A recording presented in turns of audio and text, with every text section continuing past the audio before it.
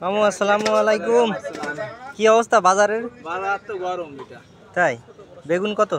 বেগুন 70 টাকা শেষ করেছে। কচু কচু 120 120 টাকা। আচ্ছা, ঢেঁড়স কত করে? 30 টাকা কেজি।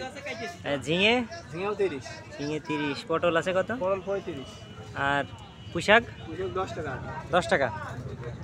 ভাই পুঁইশাক কত করে আজকে? 15। ভেন্ডি 30। পটল আছে কত?